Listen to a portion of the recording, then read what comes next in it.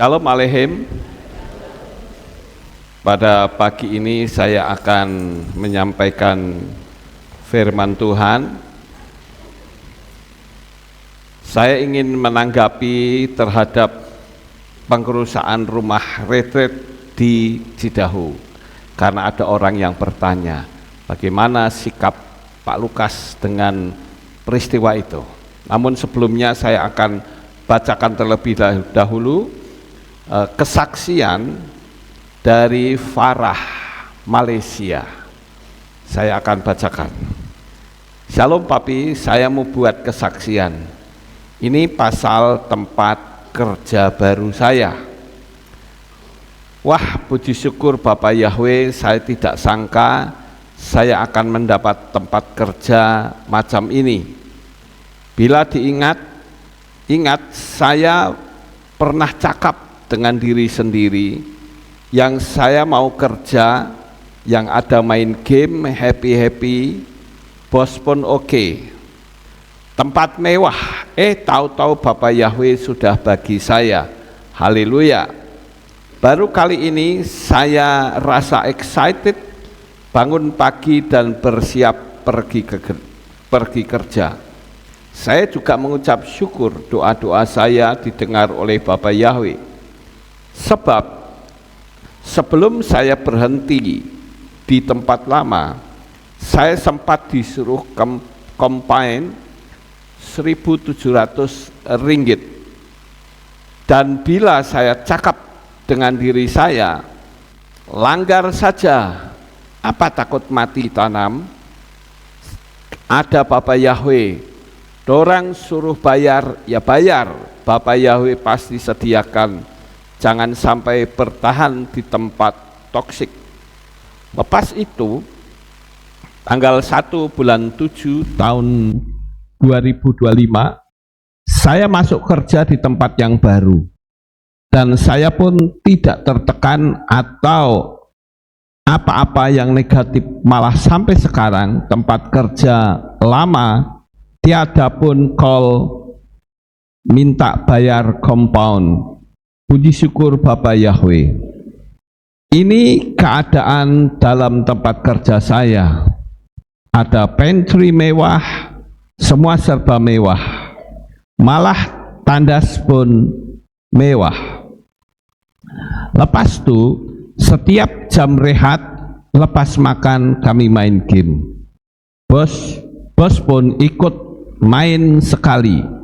Haleluya, puji syukur Bapak Yahweh untuk semua berkat yang diberikan kepada saya.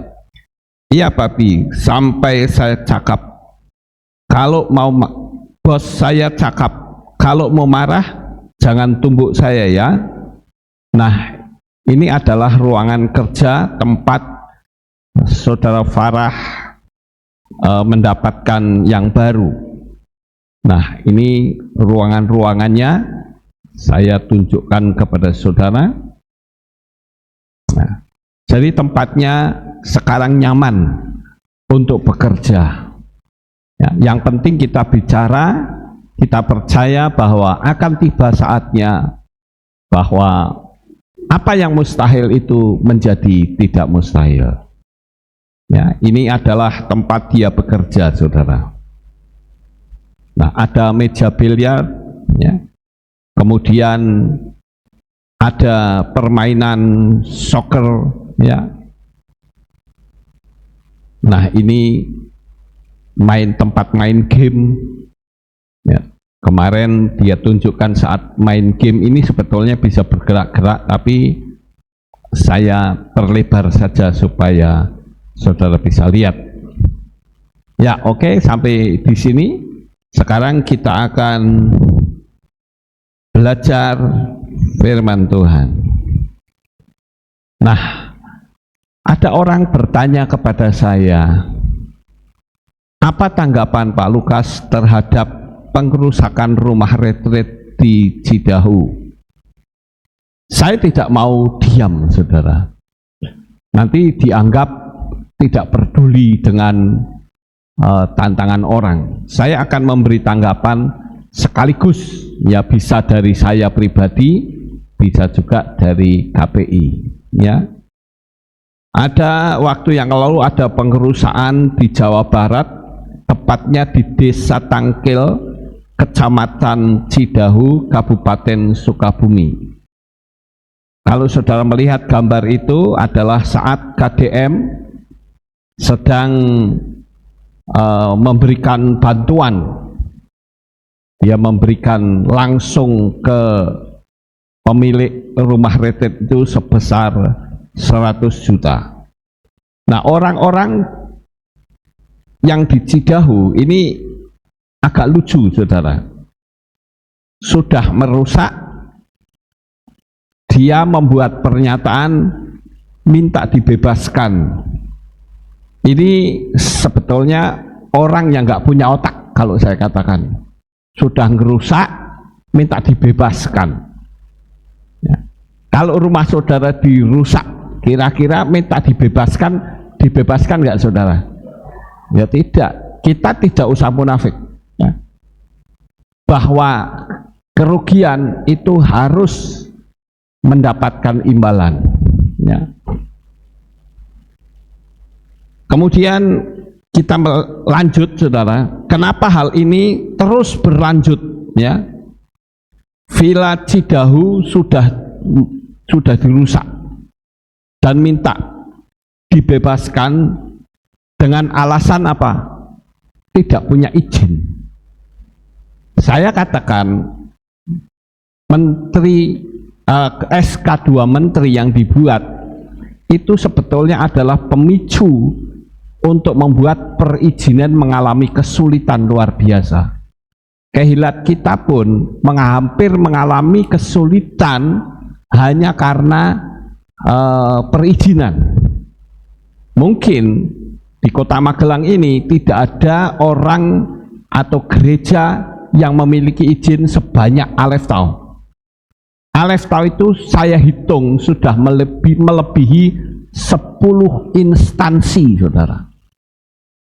Dan kita mengalami kesulitan yang luar biasa, satu demi satu akhirnya terwujud.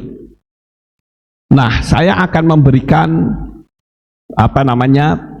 tanggapan yang saya bacakan tentang tanggapan dari Abu Janda atau yang dikenal dengan Permadi Arya. Waktu mereka bikin pernyataan, Permadi Arya mengatakan, "Hei Keong Racun, kau tidur terlalu miring. Kriminal kayak kalian harus dipidana dan segera dimasukin penjara." Nah, ini tanggapan dari Bapak Permadi Arya. Protes nggak digubris, ya iyalah, karena mereka berasumsi kami sudah memberitahu rumah ini tidak boleh dipakai untuk ibadah. Itu alasan mereka. Sekarang saya mau tanya, kalau saudara dilarang ibadah, tetap ibadah apa tidak? Tetap ibadah, namanya orang beriman kok.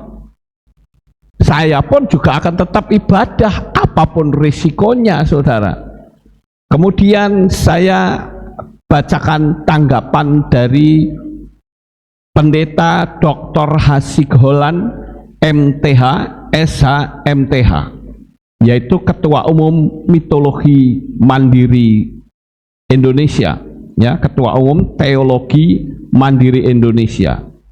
Dia berkata, klarifikasi berkata telah terjadi insiden. Ini juga nggak ngerti ternyata. Jadi gerombolan kadrun itu nggak ngerti, saudara. Apa yang dimaksud dengan insiden? Lawang direncana kok insiden? Insiden itu kecelakaan, saudara. Direncana kok insiden? Juga kata telah terjadi kerusakan, itu dia juga tidak setuju. Ini bukan kerusakan, tetapi dirusak, saudara. Kalau kerusakan itu misalkan terjadi gempa bumi, bencana alam, dia katakan bahwa klarifikasi ini sangat bodoh sekali. Artinya dia klarifikasi tetapi tidak tulus, ya. Kemudian dia mengatakan jangan sampai proses hukum. Ini juga ngawur, saudara. Sudah ngerusak, minta dilepaskan dari hukum. Ya. Orang Kristennya juga saya katakan salah. Ya. Ada seorang pakar hukum yang mengatakan bahwa alasan hukum kasih itu yang mengakibatkan banyaknya aniaya di mana-mana.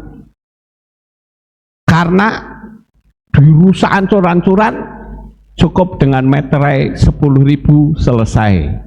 Ya, orangnya tidak diproses. Mereka katakan kalau sampai, karena itu dari praktisi hukum mengatakan, Anda tidak mengalami, coba Anda mengalami sendiri, itu seperti apa traumanya. Kamu sadar nggak kalau anak-anak itu mereka sekarang trauma, saudara. Ketika ditanya, ini anak-anak bagaimana? Dia trauma cukup luar biasa. Kalau mendengar suara keras sedikit, itu sudah ketakutan, saudara. Dan juga tidak bisa tidur berhari-hari. Menjadi anak yang jiwanya kerdil, tidak bisa mandiri. Menjadi manusia penakut, takut maju, takut juga tantangan. Nah, ini yang berat sebetulnya. Sampai dari pihak pemerintah mengirimkan beberapa psikologi untuk menangani anak-anak ini. Ya, saya itu, saudara, termasuk korban dari traumatis, saudara. Saya kalau melihat pejabat itu takutnya luar biasa, saudara. Luar biasa takutnya. Apalagi melihat gedung mewah itu takutnya luar biasa. Kenapa seperti itu? Jiwa saya jadi kerdil. Itu waktu saya anak-anak, ya. Karena nama saya kan Lukas Sutrisno, Lukas, saudara.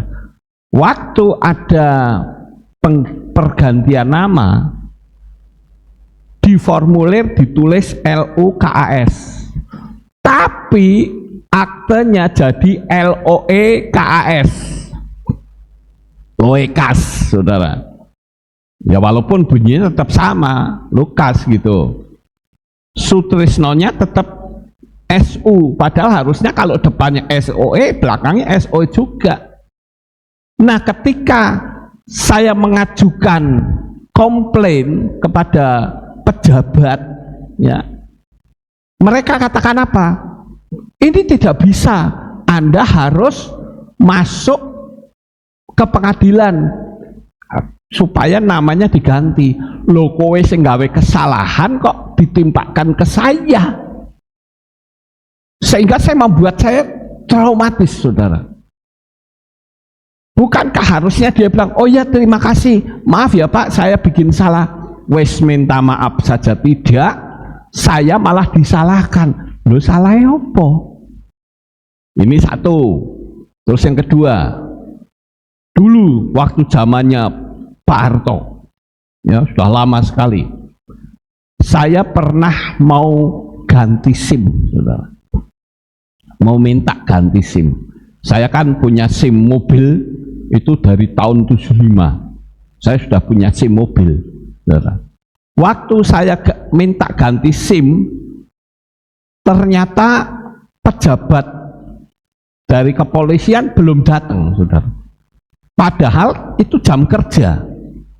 Saya pikir ya sudahlah, kalau belum datang tak gue belanja sih. Saya kan dulu punya toko kelontong, terus saya belanja, saudara. Jam 11 saya datang, pejabatnya sudah pulang katanya. Lah ini apa-apaan, saudara? Jadi saya trauma berat. Saya bisa sembuh traumanya itu setelah saya terima Yesua, saudara. Saya kalau menghadapi pejabat itu nunduk saja, nggak berani. Tapi sekarang saya nggak peduli, walau pejabat tak pelototin kayak gini. Ya, Nggak peduli. Karena apa? Saya berpikir, kamu masih sama seperti saya. Makannya nasi, minumnya air. Kalau kamu sudah makan baut, mur, paku, minum bensin atau solar, baru saya takut. Jadi saya punya keberanian yang luar biasa untuk menghadap orang. Kamu itu apa? Pejabat hanya hanya sebagai orang preman berdasi, saya nyebutnya. Saya yang ngomong, saudara. Karena saya dulu sempat trauma berat, ya. Jadi saya melihat pejabat ini betul-betul menakutkan sekali. Tapi sekarang saya tidak peduli mau pejabat seperti apa, tingginya seperti apa. Bagi saya no way, kamu itu siapa, ya. Makanya ada pepatah, jangan sekali-kali orang biasa berani lawan orang kaya, mesti kalah. Jangan sekali-kali orang kaya berani lawan pejabat, mesti kalah. Tapi pejabat jangan sekali-kali ngelawan orang nekat, mati aja saudara, hancur aja, ya. Mau setinggi apapun pejabat, kalau menghadapi orang yang nekat pasti hancur, saudara, ya. Sekarang kita perhatikan pengerusakan gereja ini. Kalau ada ibadah nggak pakai speaker, suaranya juga di dalam. Mereka bilang kamu ngotori, loh. Kok tipis amat imannya, saudara? Takut amat dengan ibadahnya orang Kristen. Kalau imannya kuat, ya mau ibadahmu apa, sekali saya Islam ya tetap Islam. Dan saya katakan, tidak semua orang Islam itu brutal, saudara.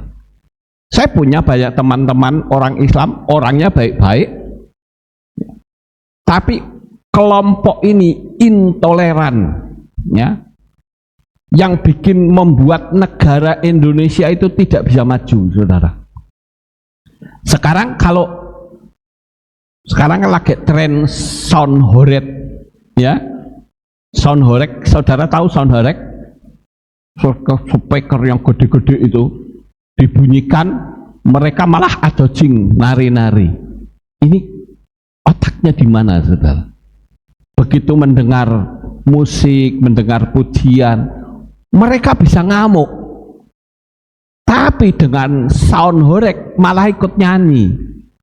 Padahal sound horeg itu kalau dibunyikan itu banyak kaca yang pecah. Enggak apa-apa, tenang saja. Sehingga ada pepatah yang berkata, no viral, no justice. Nah, ini yang sangat memprihatinkan, saudara. Sekarang kita akan perhatikan, apa enggak trauma kalau melihat anak-anak lagi main game, kemudian digeruduk massa seperti itu banyaknya, dan di situ ada aparat, saudara, ada polisi, ada TNI-nya juga. Tapi saya menyadari, saya nggak nyalahkan mereka, mereka juga manusia. Kalau mereka mencegah, bisa saling mungsuh, saudara, bisa dibunuh, nggak peduli itu polisi.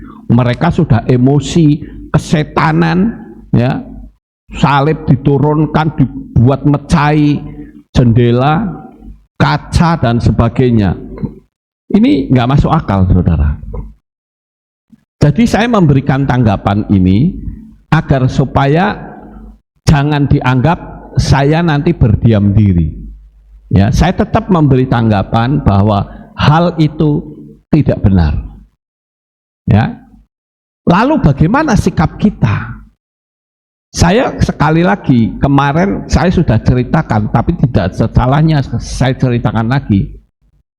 Yang namanya hukum kasih karunia itu ada keadilan, saudara.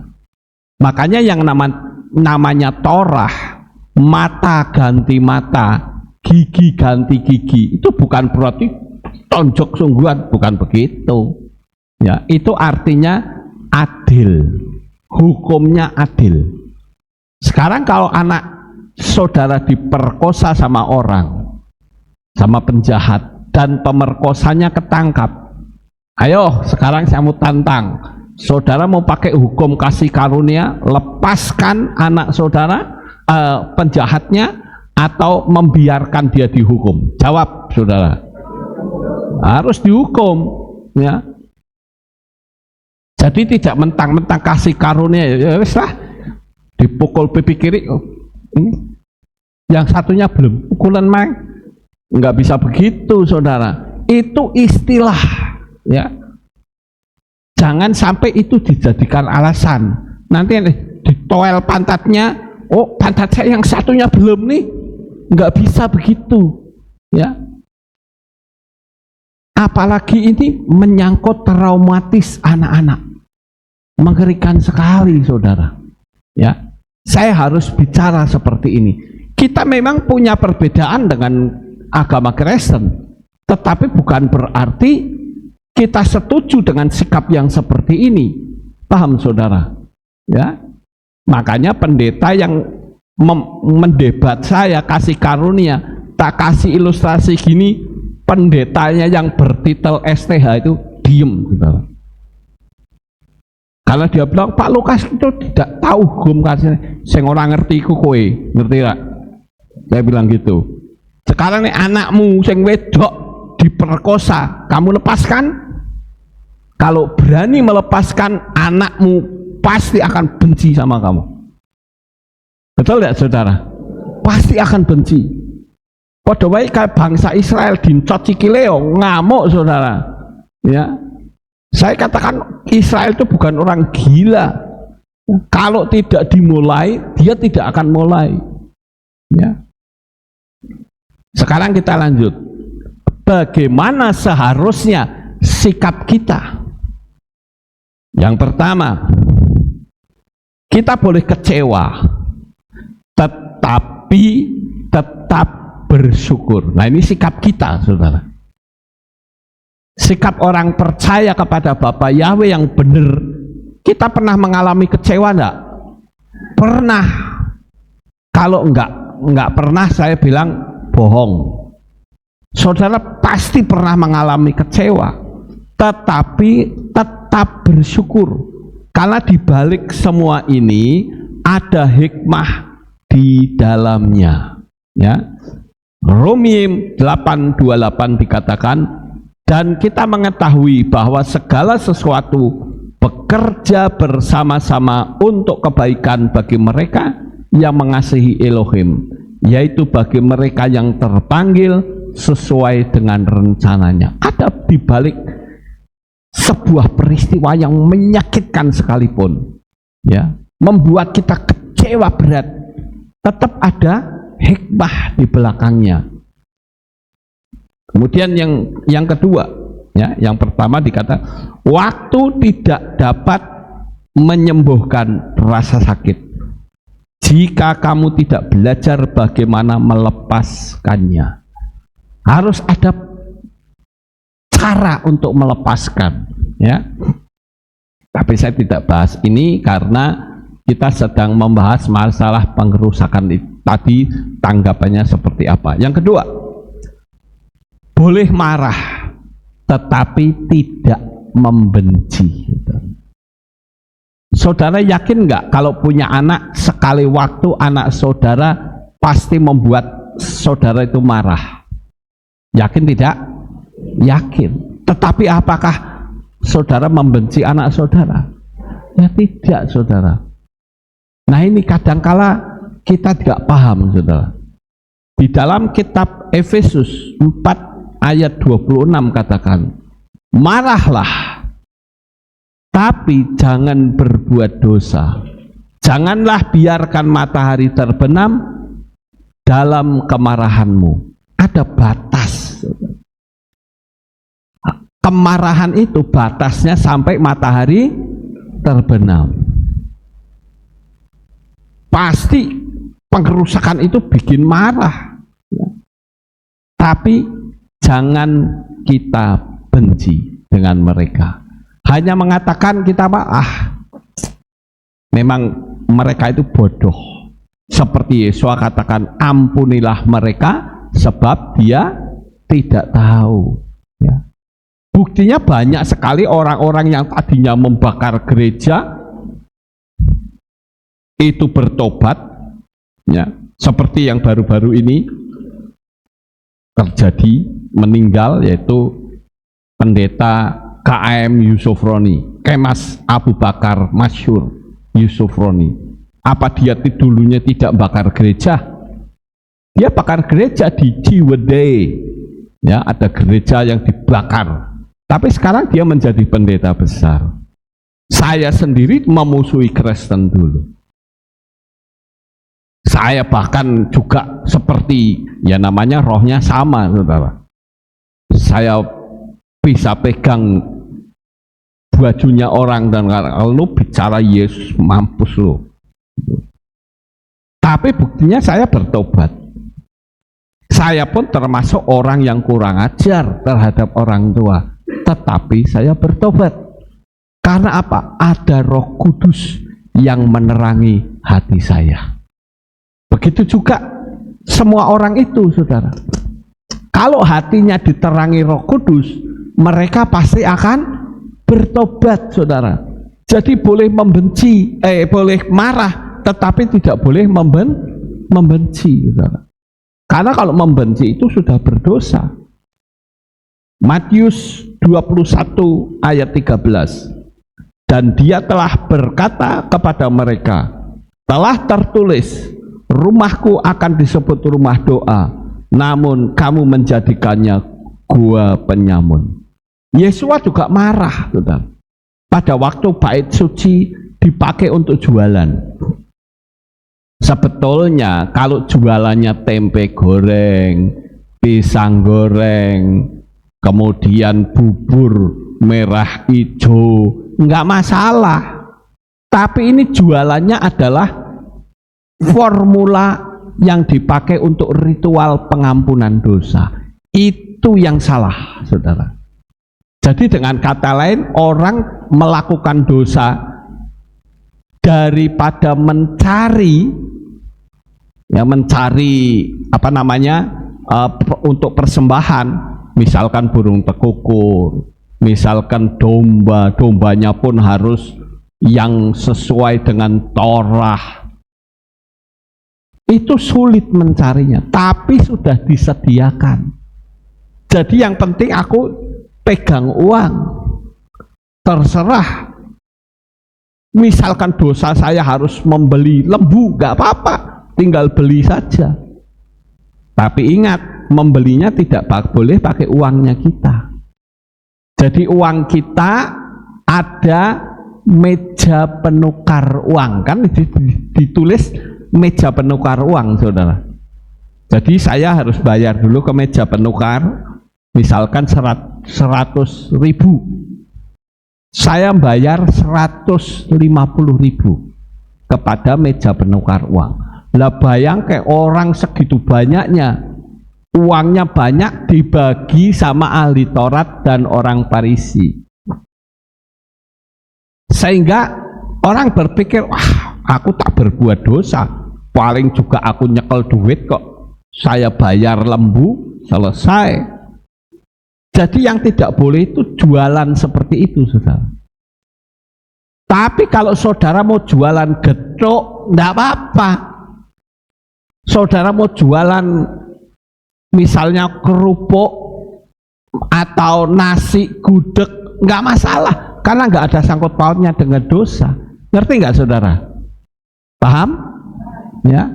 Jadi jual beli itu yang salah, karena itu adalah yang dijual itu formula ritual, ya, benda-benda ritual, itu yang salah. Jadi kita paham ya, saudara, kenapa Yesus sampai marah dan berkata rumahku akan disebut rumah doa. Ojo dijerambah uyah, sehingga jualan nasi nggak boleh, jualan bubur nggak boleh, silahkan. Wong gereja juga ada kantin, saudara. Ya, tapi yang tidak boleh adalah menjual apa yang akan dijadikan ritual. Ya, itu. Yang ketiga, gagal tetapi tidak menyerah. Di dalam kitab Misle pasal 24 ayat 16, sebab 7 kali orang benar jatuh, maka akan bangkit kembali, tetapi orang fasik akan tersandung dalam kejahatan.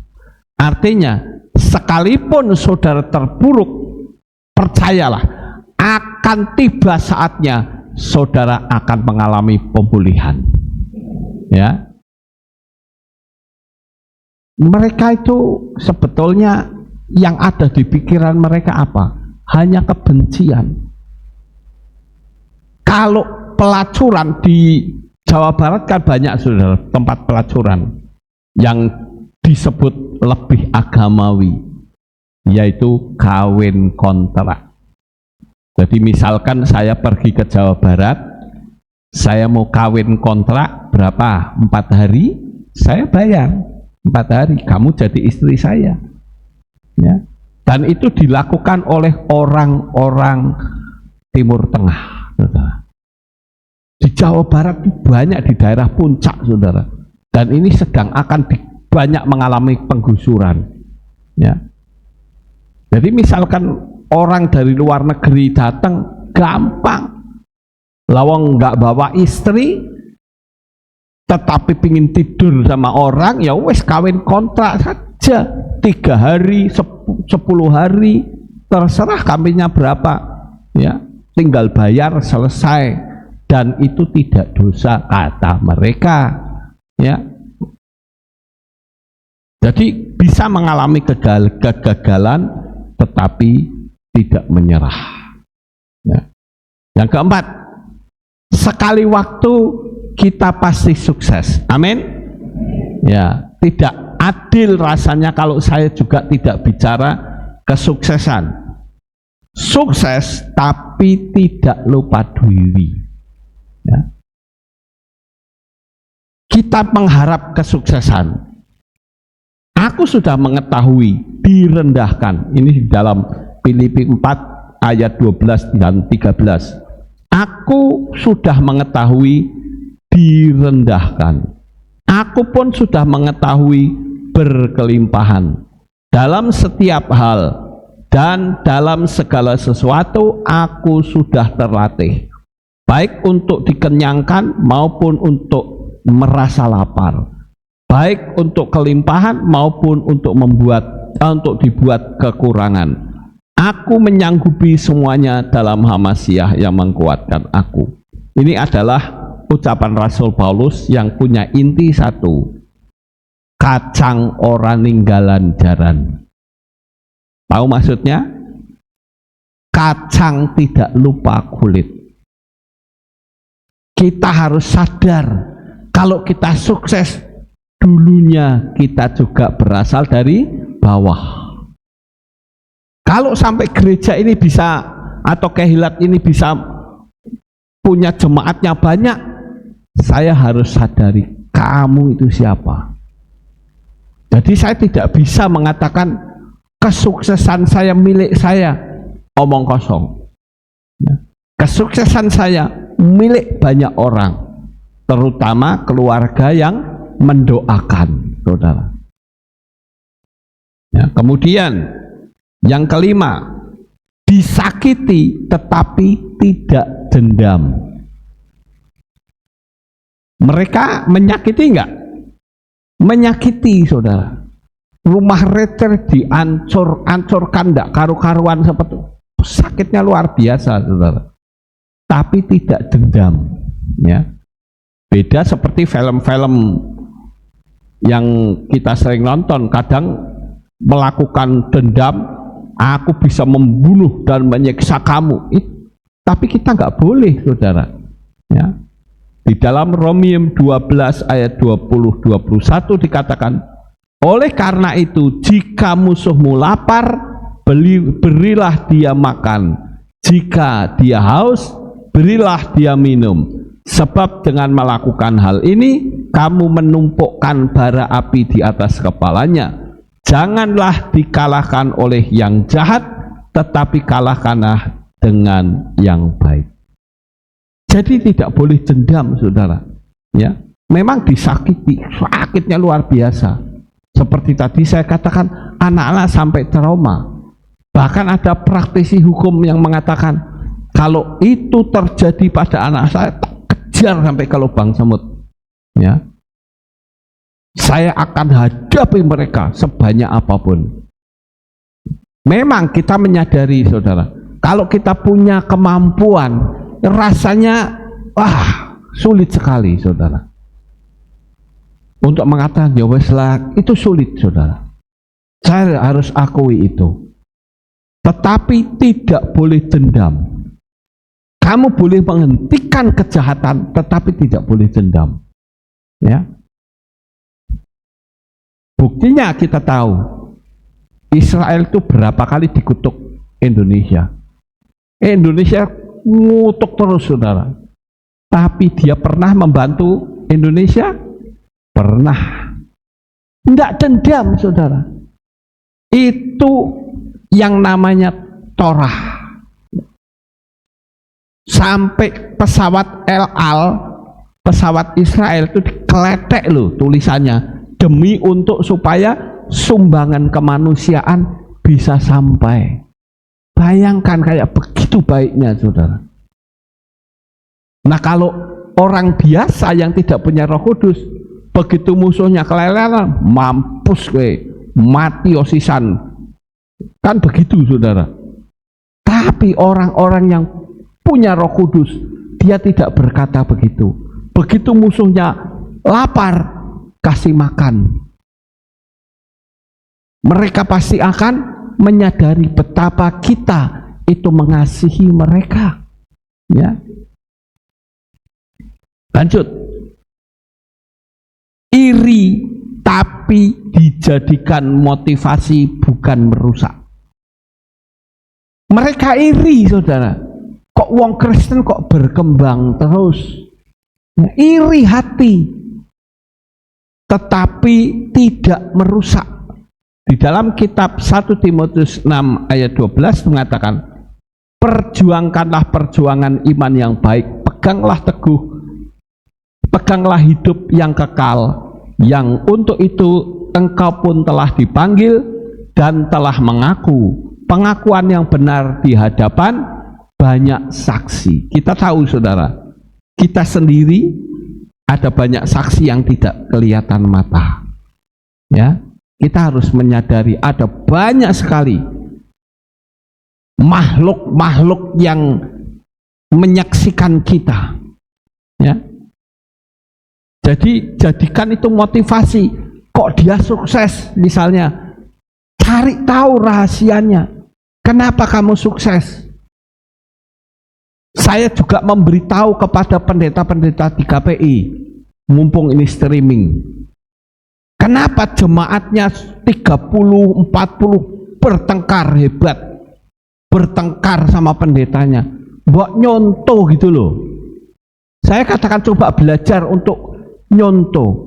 Aleph tahu melakukan apa, dicontoh supaya berhasil.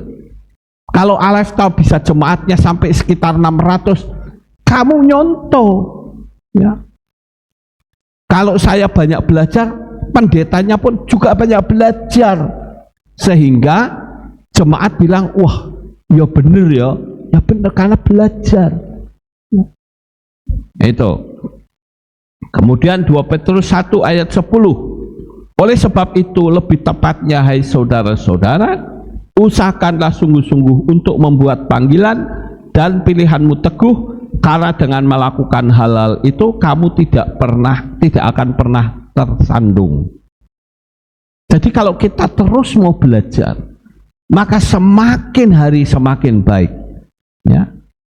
Sekarang yang ketujuh, yang terakhir, jika tidak sependapat, jangan merusak, tapi diam. Kita dengan orang Kristen juga banyak perbedaan pendapat, bukan? Tetapi kita diam, saudara.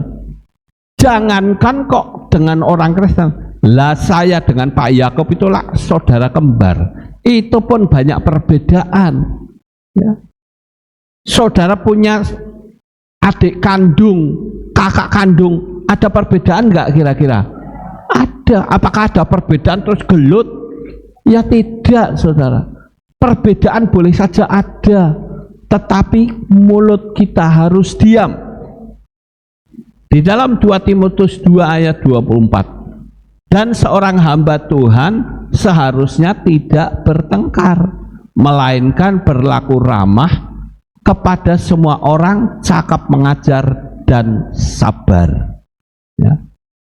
Misley 10:18, dia yang menyimpan kebencian berbibir dusta dan yang menyebarkan umpat adalah orang bebal, saudara.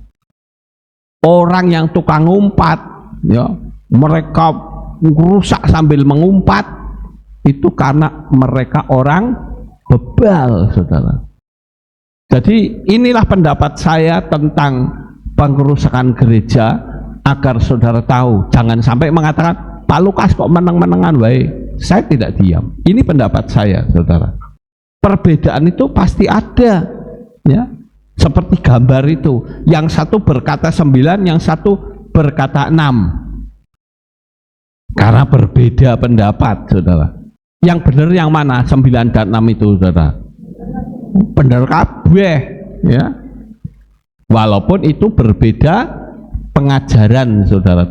Kalau beda pengajaran memang beda, tapi istilah 6 dan 9 itu semuanya benar, karena dilihat dari sini ngomongnya 9, tapi dilihat dari sini ngomongnya 6, ya. Jadi inilah pendapat saya. Sukses besar untuk saudara. Bapak Yahweh memberkati. Haleluya. Kita tunduk kepala dan kita berdoa. Terima kasih Bapak Yahweh, kami sudah mendengar firman-Mu. Biarlah apa yang telah kami dengar boleh kami tanamkan di dalam hati.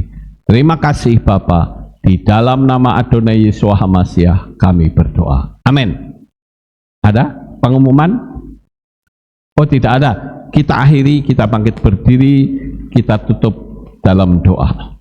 Terima kasih Bapak Yahweh, selesai sudah ibadah kami dari awal, pertengahan, sampai akhirnya. Sebentar kami akan pulang ke rumah kami masing-masing. Tuhan jaga lindungi, peliharakan kami hingga sampai di rumah dengan selamat. Tutup bungkus kami dengan kuasa-Mu. Di dalam nama Adonai Yesus HaMashiach kami berdoa. Haleluya. Sekarang kita angkat tangan kita dan kita akan menerima berkat Tuhan ini. Yefareke Yahweh wa yesmereka.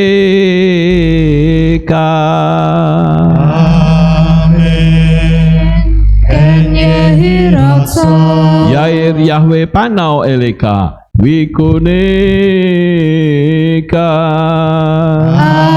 Amen. Ken Yehiratsa.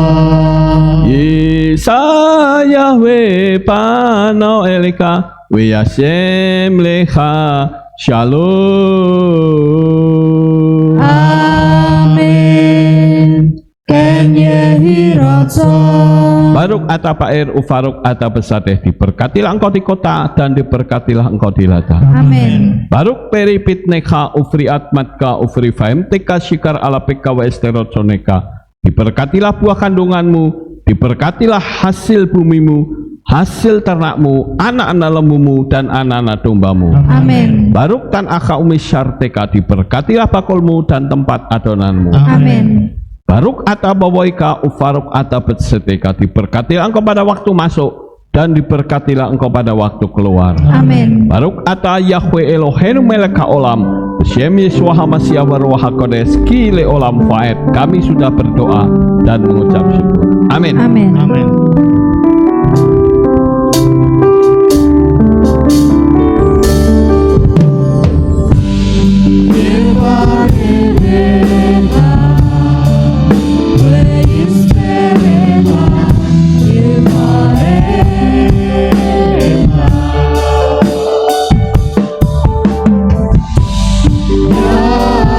Yahweh,